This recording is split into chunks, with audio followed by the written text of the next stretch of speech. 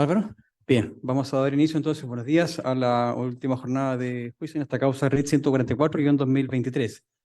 Verificamos la presencia de los intervinientes, del acusado con sus defensas, de los miembros del Ministerio Público y de los acusadores particulares.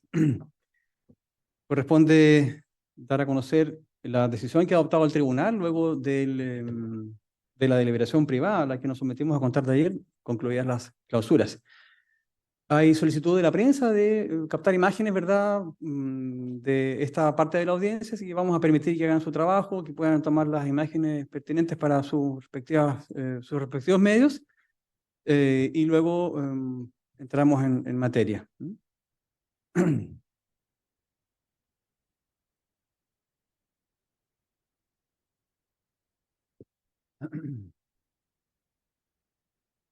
Bien, entonces, ahora sí, vamos a darle la palabra a la magistrada Patricia Vallada, que es la encargada de la redacción del fallo, para que entonces nos dé a conocer la decisión que ha adoptado el tribunal en el veredicto fechado el día de hoy.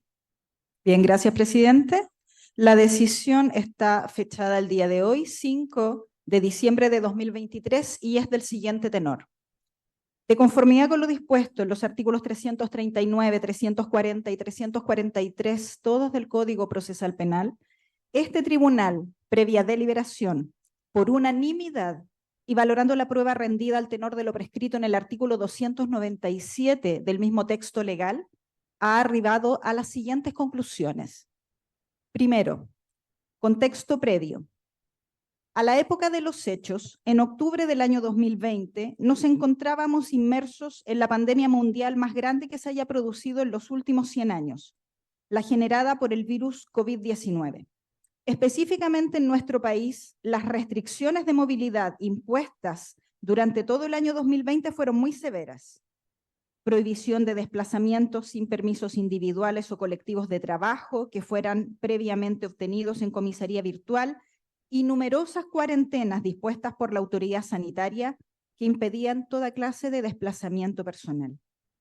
Así fue que se desencadenaron los eventos del 30 de octubre de 2020, en que desde tempranas horas de aquel día, diversos funcionarios de Carabineros participaron de un desalojo ordenado mediante resolución judicial ubicado en el predio Quinta Ritz, cercano al kilómetro 684 de la Ruta 5, procedimiento que se planificó desde el día anterior y que se desarrolló desde las 7:30 horas de ese mismo día, concurriendo al lugar un fuerte contingente de carabineros, retirándose las personas que se encontraban ocupando el predio sin oponer resistencia, razón por la que se puso término al procedimiento, entregándose el inmueble a su propietaria a las 8:31 de aquella misma mañana.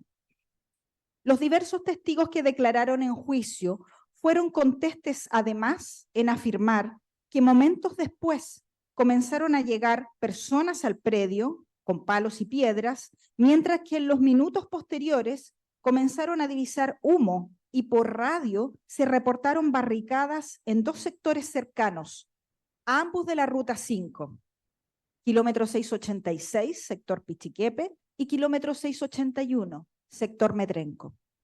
Este último corte de camino ocurrió específicamente en la zona de la cantera, concretamente en la pista dirigida al sur de la Ruta 5. Así lo relató una de las víctimas de estos hechos, JFCC, quien condujo su camión marca Volvo por el lugar, traspasando la barrera de neumáticos y recibiendo 2 disparos de parte de los atacantes, impactando uno de ellos en el parabrisas de su camión, avistando a varios encapuchados y apreciando que al menos 4 de ellos portaban armas largas, afirmaciones que fueron posteriormente corroboradas con la prueba pericial y balística que fue rendida. Estos dichos coinciden en lo contextual y cronológico con lo depuesto por el entonces mayor Cristian Fernández, actualmente coronel en retiro, y con los acertos de los demás funcionarios de Carabineros que participaron en estos procedimientos respecto de la ubicación y hora de la barricada, además de la existencia de varios encapuchados premunidos de armas largas, en que se produjo un ataque coordinado de parte de estos sujetos al vehículo policial tripulado por Fernández y conducido por Eugenio Naín, impactando numerosos proyectiles múltiples en el móvil, mientras que un proyectil único penetró en el cuerpo del suboficial Naín, dándole muerte momentos después en el Hospital Regional de Temuco. Estos hechos, además, son respaldados con la información extraída del extracto CAT de Cenco, de fecha 30 de octubre de 2020, y con la exposición del perito médico legal Rodrigo Cabrera. Este enfrentamiento entre los encapuchados armados y el mayor Fernández no duró más que algunos minutos, al cabo de los cuales estos sujetos comenzaron la retirada en forma rápida pero ordenada, desplazándose por un camino de servidumbre hasta llegar a un predio particular, donde se les perdió la pista. Todo lo que fue debidamente demostrado con prueba audiovisual y testimonial que ratifica el actuar organizado y la vía de escape de los atacantes. Segundo, hechos punibles. Más allá de las alegaciones de la defensa, lo cierto es que con la prueba testimonial, pericial y material rendida durante el juicio, resultan sobradamente acreditados los hechos punibles por los que se dedujo acusación, y a ellos se destinarán largos párrafos de la sentencia definitiva. Baste señalar en este momento que la abundante prueba balística y pericial permitió reconstruir en juicio, a saber, el ángulo, trayectoria y número de los disparos efectuados, así como también la posición de los tiradores. Todo lo que conduce naturalmente a establecer la existencia de dolo homicida en el actuar de los atacantes, no solo respecto de la víctima fatal de estos hechos, sino que también respecto del ataque realizado en contra de los otros dos afectados. En efecto, la prueba de cargo permitió establecer que los disparos efectuados por los autores de estos delitos estuvieron siempre encaminados a perseguir y abatir a las personas que tripulaban el vehículo de carabineros. El primer disparo impactó a este vehículo antes incluso de detener su marcha. Así lo explicaron claramente los peritos, criminalístico Daniel Rojas y balístico Cristian Flores. Luego, una vez que el mayor Fernández se bajó del vehículo y se posicionó en su parte delantera, los disparos se dirigieron precisamente a esa parte del móvil. Posteriormente, el mayor Fernández cambió nuevamente su ubicación y se parapetó detrás de la barrera de contención que separa a ambas pistas de circulación de la Ruta 5. Y los disparos otra vez cambiaron de dirección y comenzaron a impactar precisamente en ese sector. Los sujetos armados cambiaron no una, sino dos veces la dirección en la que orientaban sus disparos, motivados únicamente por el cambio de posición espacial de la víctima a la que querían abatir.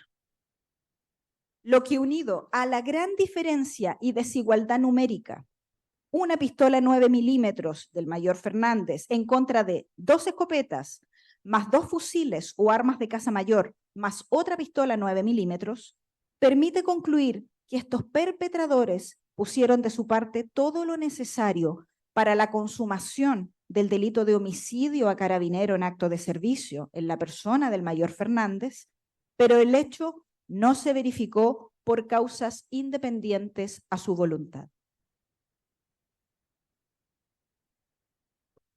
Respecto de la víctima JFCC, al igual que en el delito anteriormente analizado, las conductas desplegadas por los encapuchados no estaban destinadas únicamente a causar miedo o intimidar al conductor de este vehículo, sino que directamente a vulnerar su vida.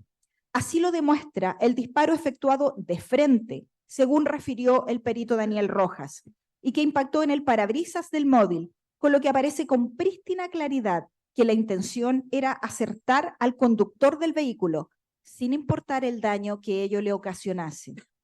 Así pues, aun cuando la aparición de este camión en la caletera, justo en ese momento, resultó una casualidad no deseada ni anticipada por los sujetos activos, lo cierto es que su decisión de abrir fuego, no una, sino 2 veces en contra de este vehículo, disparando en una ocasión prácticamente de frente al conductor, a escasa distancia y directo al parabrisas delantero, no puede ser sino conclusivo de su intención homicida.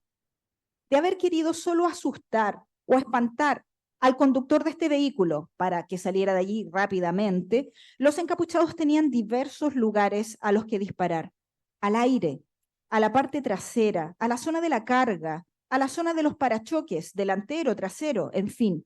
incluso a las ruedas, que son de gran envergadura. En cambio, eligieron deliberadamente apuntar a la única parte del móvil en que se encontraba ubicado un ser humano, la zona de la cabina del conductor, lo que demuestra la existencia de dolo homicida igualmente frustrado por otros motivos en la persona de esta víctima. Tercero, participación penal. La controversia en este aspecto se centró en que la defensa siempre alegó la falta de participación del acusado, cuestionando la prueba que, a este respecto, presentaron los acusadores. En este sentido, lo primero que debe señalarse es que, efectivamente, ningún acusador aportó prueba directa de los actos específicos de participación que se atribuyen a Luis Tranamil Nahuel, lo que no resulta extraño en nuestro sistema de persecución penal. Efectivamente, con excepción de ciertos delitos cometidos en hipótesis de flagrancia, en el resto de los ilícitos penales resulta particularmente difícil contar con evidencias que permitan establecer de manera directa la participación criminal de algún sujeto determinado. En estos casos complejos, precisamente, es cuando surge la relevancia de los antecedentes periféricos, circunstanciales y contextuales. Aspectos de facto denominados por la doctrina como indicios, entendidos ellos como hechos o datos debidamente probados en juicio y que permiten, mediante una actividad intelectual desarrollada por el juzgador, demostrar las conductas de participación criminal atribuidas al imputado en un juicio.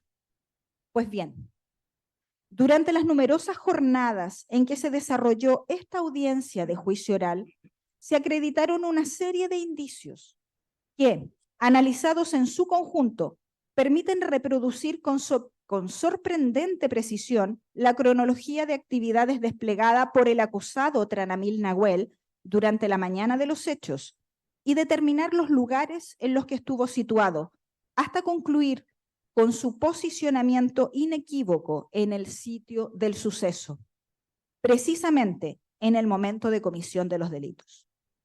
Los extensos testimonios del capitán Pedro Muñoz y del teniente Nicolás Aliaga permitieron al tribunal comprender el trabajo de recopilación de antecedentes, rastreo y georreferenciación efectuado por diversos funcionarios policiales, a partir de la información de tráficos telefónicos entregados por las diferentes compañías de telefonía celular, antecedentes ratificados y corroborados con las imágenes de las distintas cámaras de vigilancia de la Ruta 5, además de la abundante prueba pericial presentada en juicio, tanto planimétrica, química, balística, como de ingeniería eléctrica.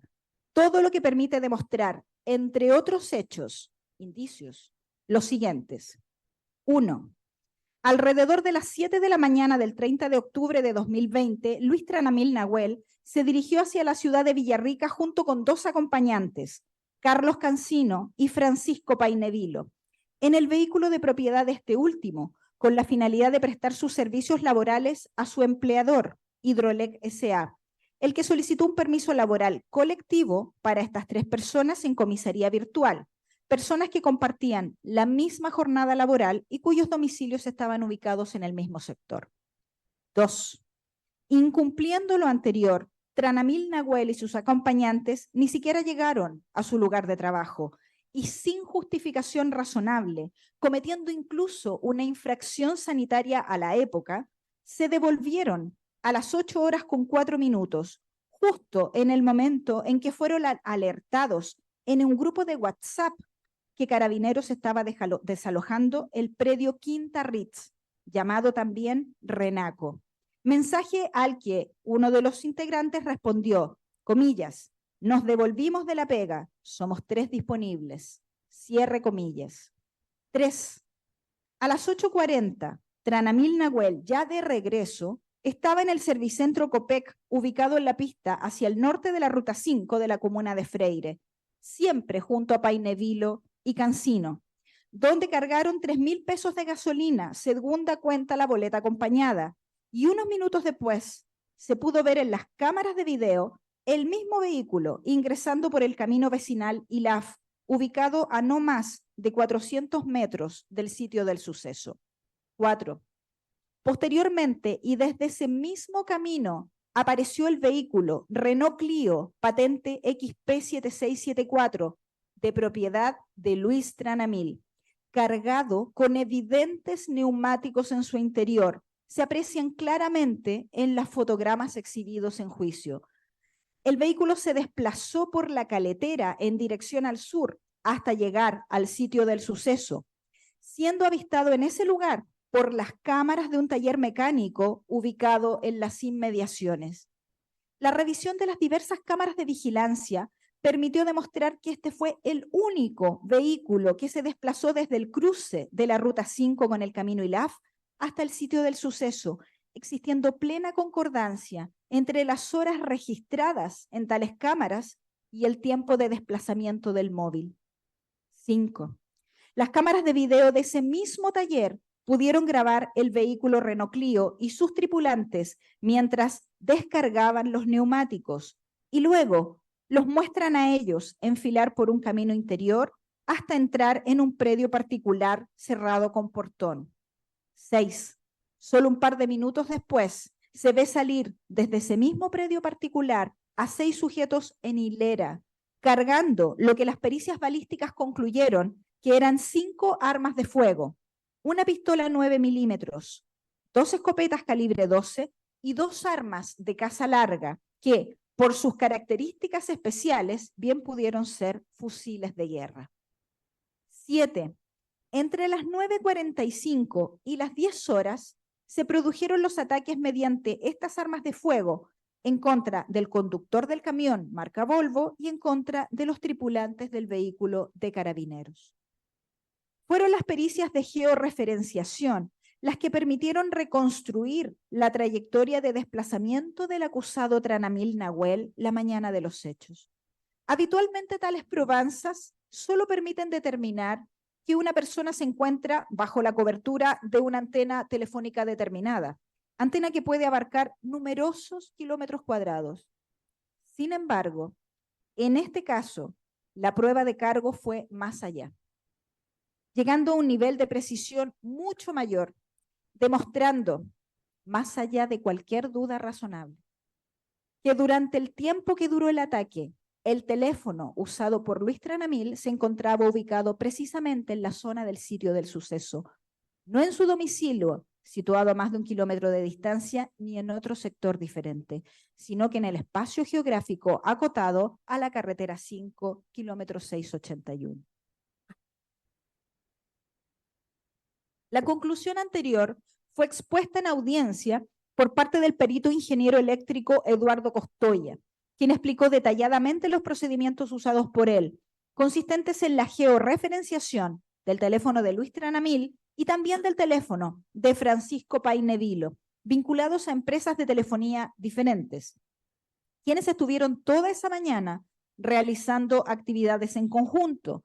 Y luego de determinar este experto la antena de cobertura y orientación específica para cada uno de estos teléfonos al momento de la ejecución de los delitos, hizo un cruce de información, pudiendo concluir que necesariamente la ubicación de ambos sujetos se encontraba en la zona geográfica ya señalada.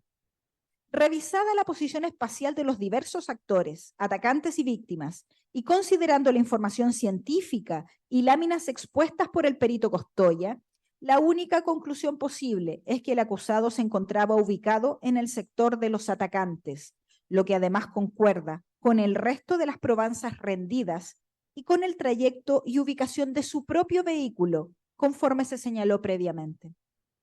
Todas las actividades investigativas de georreferenciación, así como las pericias balísticas y las del ingeniero Eduardo Costoya, fueron objeto de contraexamen por parte de la defensa durante el juicio, sin que dicho litigante lograse debilitar la solidez y alta calidad epistémica de tales conclusiones.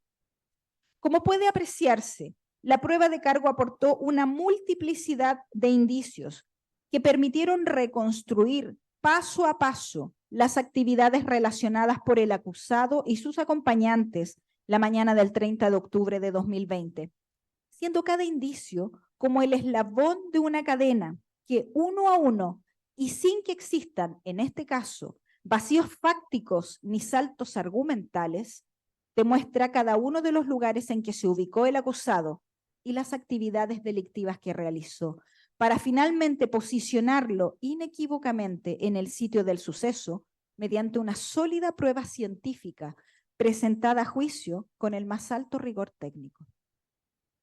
En cuanto al tipo de participación que se atribuye al acusado Tranamil Nahuel, no es efectivo lo señalado por la defensa en su alegato de clausura, cuando afirma que la acusación no le atribuye comportamientos específicos. Por el contrario, la redacción de las acusaciones es una atribución completa de hechos desplegados y ejecutados por el acusado Tranamil, detallando pormenorizadamente una serie de conductas de cooperación realizadas por este y sus secuaces, lo que unido al concierto previo permiten encuadrar su participación en las hipótesis previstas por el artículo 15, número 3 del Código Penal, según se detallará en la sentencia. Finalmente, todos los medios de prueba incorporados al juicio estuvieron exentos de ilegalidad, descartándose asimismo la existencia de sesgo por parte de los encargados de la investigación. En cuanto a la alegación de vulneración de garantías en la diligencia de incautación del teléfono celular de Scarlett Giancanao, debe clarificarse que dicha actuación policial fue autorizada previamente por resolución judicial emanada del juez de garantía competente. Decisión que fue posteriormente ratificada por el Tribunal Superior Jerárquico, existiendo cosa juzgada a su respecto, sin que la defensa pudiera precisar en juicio la norma legal vulnerada, ni demostrar la existencia de hechos nuevos que permitieran a este tribunal emitir un pronunciamiento jurisdiccional diferente. En cuanto a la ausencia de sesgo, baste decir, por el momento, que a diferencia de otras investigaciones penales, en este caso, el Ministerio Público articuló diversos medios de control cruzado de la información obtenida por Carabineros, descartándose razonablemente otras líneas de indagación y asignando la realización de peritajes específicos a expertos ajenos a la referida institución, probanzas que, lejos de desacreditar el trabajo hecho por Carabineros, lo corrobora, complementa y refuerza. Cuarto, decisión. Como corolario de todo lo que se ha señalado, y a pesar de que el ente persecutor se encontraba frente a un escenario particularmente adverso de investigación, dado el modo en que se desarrollaron los hechos y las dificultades que surgieron para su esclarecimiento, se desplegaron notables esfuerzos por el Ministerio Público y los organismos encargados de las diligencias investigativas que condujeron a recopilar y rendir en juicio abundante prueba, tanto respecto de los hechos punibles como de la participación del acusado en ellos, la que, atendida su contundencia, gravedad, multiplicidad, coherencia y concordancia, permite superar la presunción de inocencia que ampara al acusado y justificar con ello la decisión de condena que se tomará a su respecto. En consecuencia, habrá de dictarse sentencia condenatoria respecto de Luis Calfulicán Tranamil Nahuel, ya individualizado, como coautor de los delitos de homicidio consumado en contra de funcionario de Carabineros en acto de servicio, homicidio frustrado en contra de funcionario de Carabineros en acto de servicio y homicidio simple, frustrado también. Todos cometidos el 30 de octubre de 2020 en la comuna de Padre Las Casas, correspondiéndole participación criminal de conformidad con lo dispuesto en el artículo 15, número 3 del Código Penal.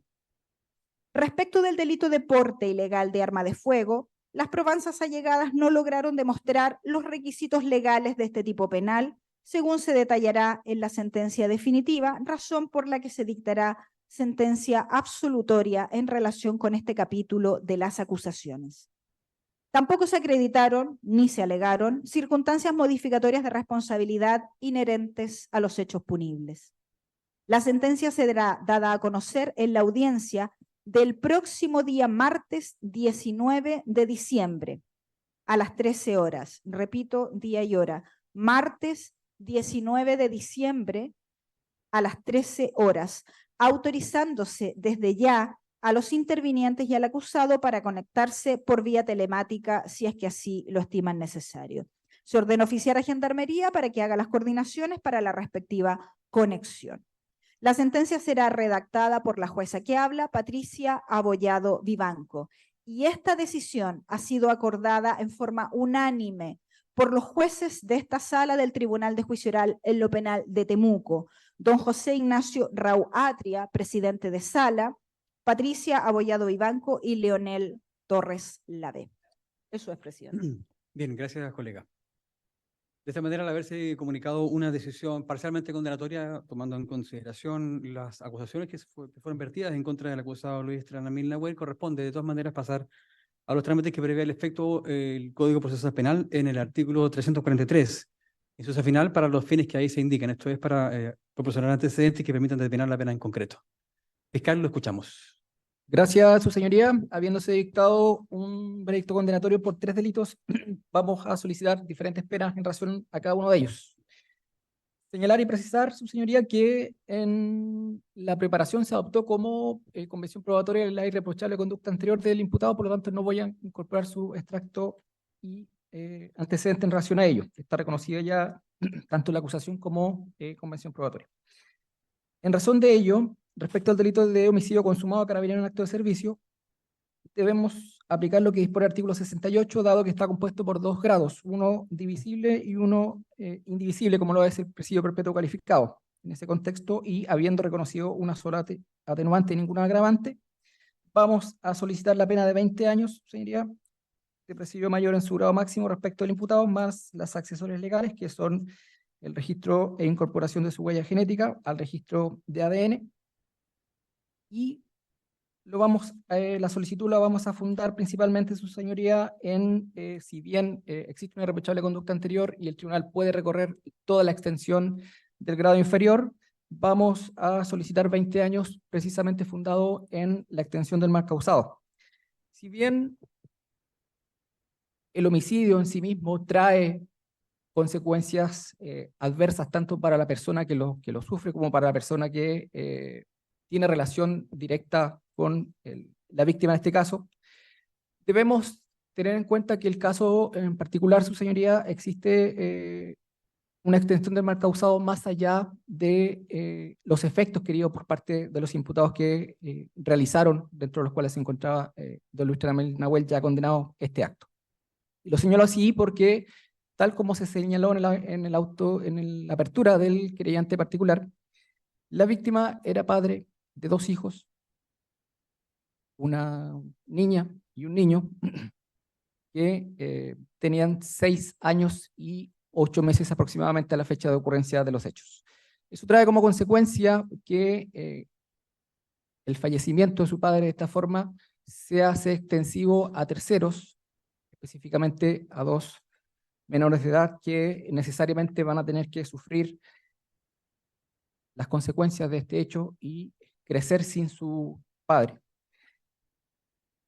Entendemos, su señoría, que este daño es invaluable, incalculable, pero lo hacemos el día de hoy para poder fundamentar por qué solicitamos los 20 años, es decir, lo máximo dentro del grado que podemos solicitar. Y para ello vamos a incorporar los certificados de nacimiento de don Ulises Naín Pereira,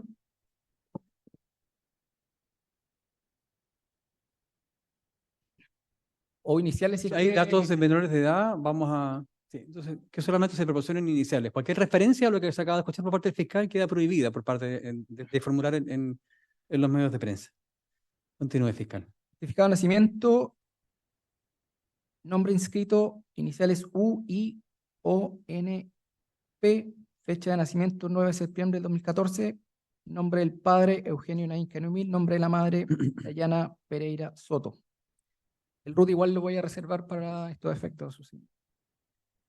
Incorporamos además certificado de nacimiento, nombre inscrito TISNP, fecha de nacimiento 22 de marzo del 2020, 8 meses a la fecha de ocurrencia de los hechos. Nombre del padre, ENC, nombre de la madre, SPS. Este corresponde a la niña. ¿Se los puede proporcionar a la defensa para que Claro. los vaya examinando simultáneamente? Y los haya incorporado ya. Eso respecto a su señoría del delito de homicidio consumado a carabinero en acto de servicio. Respecto al delito de homicidio frustrado a carabinero en acto de servicio, entendemos que se encuentra en un grado de ejecución perfecto, por lo tanto, la pena a solicitar es un grado inferior a la originalmente indicada por la ley. Vamos a solicitar la pena de 12 años de presidio mayor en su grado medio, más las accesorias legales que también están compuestas por la incorporación de la huella genética del imputado condenado a estas alturas al Registro Nacional de ADN. Y por último, respecto al delito de homicidio simple, también en grado de frustrado, también entendemos que se encuentra en un grado de ejecución imperfecto, por lo tanto corresponde una pena inferior en un grado a la originalmente señalada por la ley. Vamos a solicitar la pena de 7 años de presidio mayor en su grado mínimo, entendiendo que se puede recorrer por parte del tribunal toda la extensión del grado ya señalado. Esas son las solicitudes por parte de la Fiscalía en cuanto a condena y ¿Y la solicitamos- justificación para desprendernos del mínimo de cada uno de los grados en estos últimos dos casos, del homicidio frustrado a carabineros y el homicidio frustrado simple? Su señoría, en el caso del homicidio frustrado a carabinero en acto de servicio, también dice relación con la extensión del mal causado, la forma en que los imputados acometieron respecto de la víctima don Cristian Fernández Opaso, en reiteradas ocasiones. Eso trajo como consecuencia no solamente, si bien no fue herido, pero sí hubo consecuencias de carácter psicológico que necesariamente se produjeron en la víctima, no solamente por el ataque que sufre él, sino que al ver herido a su compañero de trabajo de ese día, su conductor, persona de confianza con la cual se encontraba él ese día, y que tuvo que trasladar posteriormente y verlo morir en el hospital. Esto trae como consecuencia, como ya señalé, que se debe considerar que, si bien, y soy reiterativo en aquello, que estos delitos traen consigo ya una circunstancia grave, debemos entender que aquellas circunstancias que exceden de la acción por parte de los imputados también debe ser considerada para considerar la extensión del mal causado. Respecto del homicidio simple, en los mismos términos, entendemos, su señoría, que se trata de un civil que no busca participar de estos hechos, no buscó ser víctima, no buscó ser testigo de aquello, y que entendemos que también hay una afectación emocional respecto de esta persona por el hecho de haber participado sin haber buscado esta situación. Creemos que la extensión del mal causado también, de acuerdo a lo que dispone el artículo 69 del Código Penal, se justifica en ese sentido respecto de ese delito. Bien. Y el otro es absolutorio, no me voy a referir a la... Bien, escuchamos a la querellante 1.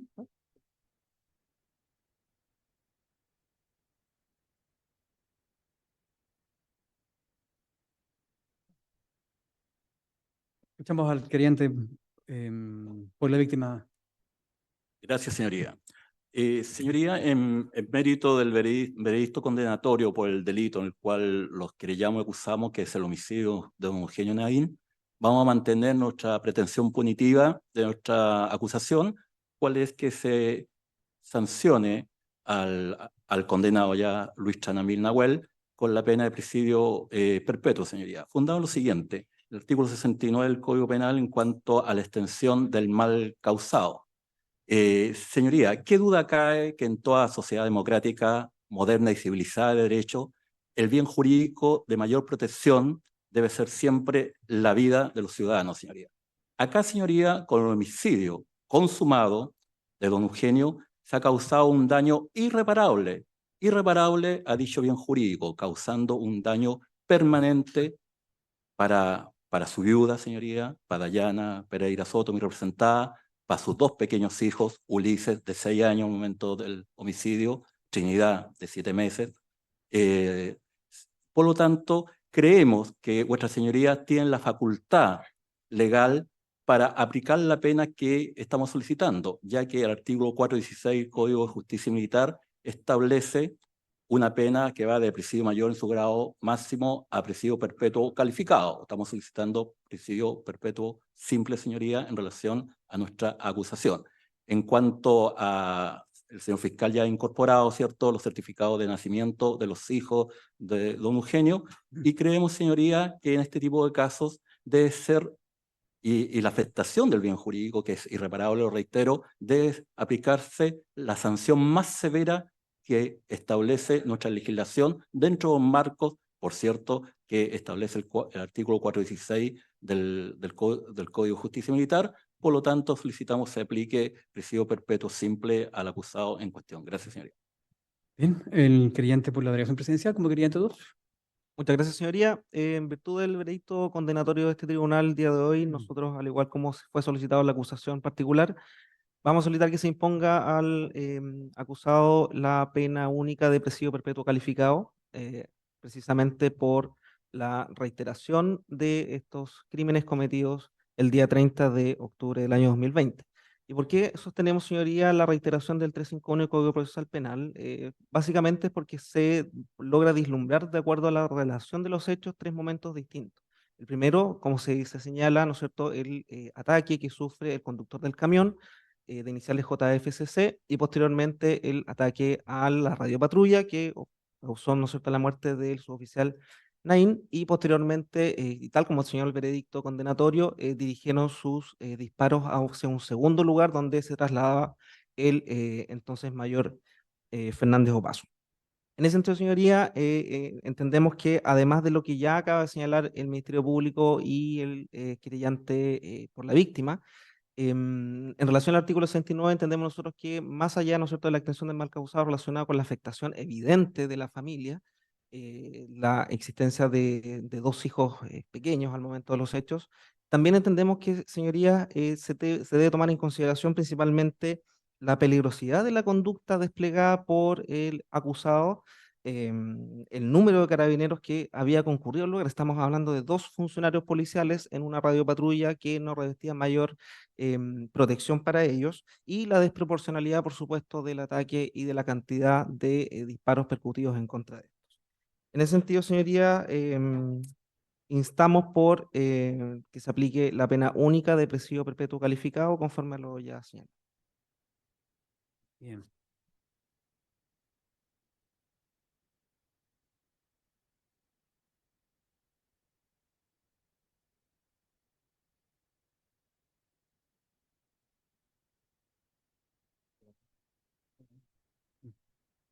Bien, el tribunal va a abrir debate entre los acusadores para que se hagan cargo de una eventual aplicación de la norma imperativa del artículo 351 del Código Procesal Penal, precisamente en virtud de que se trata en la especie de reiteración de crímenes o simples delitos. Fiscal. Gracias a su señoría, habiéndose abierto debate en relación a aquello, existiendo reiteración de delitos. Entendemos que la norma del 351 es una norma que contempla dicha situación. ¿Y cómo la regula? Entendiendo que se debe aplicar la pena superior en un grado. En ese contexto solicitamos una pena única de presidio perpetuo calificado, existiendo reiteración de delitos que son atentatorios contra la vida respecto, no solamente respecto del suboficial Naín, sino que también en relación a la víctima Cristian Fernández y la víctima civil.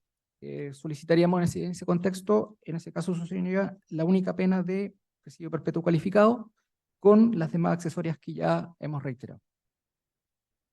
¿Los demás creyentes para las precisiones correspondientes? Sí, señoría, mantenemos lo señalado, ya que somos legitimarios activos solo el caso del homicidio de Eugenio Naín. Así es, se tiene que ir presente. ¿Y la delegación presidencial? Señoría, solamente hacer el presente al tribunal, como ya lo saben, está la facultad, ¿no es cierto?, de este tribunal, conforme a la parte final del inciso primero del 351, de la posibilidad de aumentar en 1 o 2 grados. Por tanto, entendemos que precisamente cabe la aplicación de la pena única de presidio perpetuo calificado.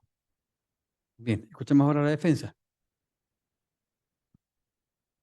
Gracias, su señoría. Vamos a la presente estado procesal de la causa. Vamos a dirimir igualmente la convención probatoria y irreprochable conducta anterior de mi representado, y partimos señalando dicha circunstancia porque entendemos que será pertinente para los efectos de también el traslado que solicitó a los intervinientes querellantes, es decir, a la aplicación del artículo 351 en alguna de sus hipótesis.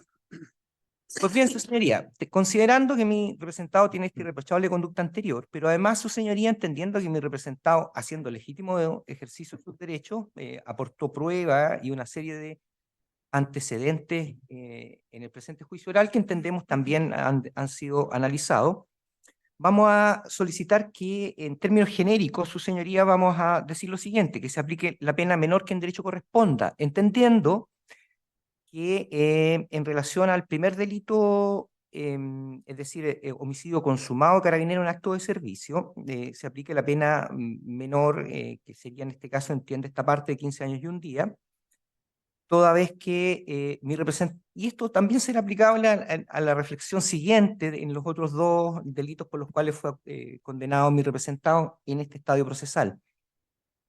Primero, que fue absuelto del cargo de porte de armas por los motivos ya señalados, o por lo menos someramente señalados en el veredicto.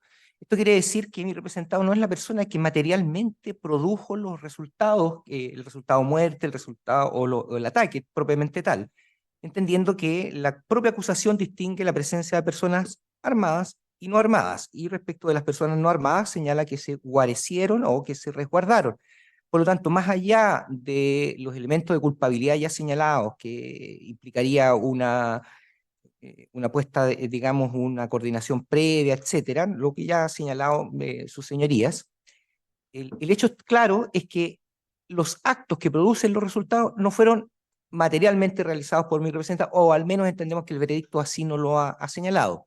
Sumado a que el resultado muerte está considerado al momento de terminar la pena, es decir, no hay un mayor grado en términos absolutos, al menos. Entendemos que hay en cada caso concreto circunstancias particulares que pueden determinar. No obstante, entendemos que ambas circunstancias, esto es la irreprochable conducta y la participación material de mi representado, sería posible aplicar la pena menor, en este caso de 15 años y un día. Lo mismo respecto del homicidio frustrado a carabinero, también vamos a solicitar la pena menor que en derecho corresponda. Entendemos que la pena de 10 años y un día, y por los motivos ya señalados, y en el caso del delito frustrado, lo mismo. Argumentamos, su señoría, además, que esta parte consta en la carpeta de investigación y en los antecedentes señalados en el presente juicio oral, que mi representante era una persona que se dedicaba en ese tiempo a trabajar, más allá que ese día haya vuelto y las circunstancias que su señoría consideró, pero una persona que hasta ese momento realizaba actividades que significaban también el cuidado de sus padres, de sus adultos, que son adultos que eran en ese momento adultos mayores. No es una persona que no tuviera un modo de vida. Es decir, la irreprochable conducta anterior debe tener consecuencias importantes, en este caso, dado el carácter de la propia circunstancia atenuante. Así las cosas, y en relación al 351, entendemos que más allá de que es posible aplicar la pena mayor asignada al delito más grave, no es menos cierto que también permite otras formas de aplicación, y entendemos que en este caso la forma de aplicar la pena por cada delito sería una pena menor y una pena más favorable a mi representado. Por lo tanto, vamos a solicitar que sea aplicada de esa manera, entendiendo que la petición de fondo y fundamental es, dadas las características de mi representado, se aplique la pena menor que en derecho corresponda. Además, su señoría, contamos con algunos antecedentes que van a ser leídos por mi colega. Someramente, magistrado, incorporar en esta audiencia informe social y peritaje social de fecha desde el 10 de noviembre del 2021 que acredita el arraigo social y familiar de mi representado, realizado por la trabajadora social Luz Marina Huanchucoy Millao, a solicitud de la Defensoría Penal Pública en su momento, que en definitiva acredita las conclusiones a las cuales llega el arraigo social y familiar y territorial respecto de mi representado, respecto de su educación, de su vivienda y además de la vinculación y la cercanía que tiene en relación al pueblo al cual pertenece y los valores a los cuales ha sido él criado respecto de aquellos importantes para tanto su cultura mapuche como para su LOF. Eso sería, magistrado, por mi parte. Muchas gracias, su señoría. Entonces, solamente para recordar la fecha de lectura de la sentencia, próximo día 19 de diciembre de 2023 a las 13 horas, damos por concluida la audiencia.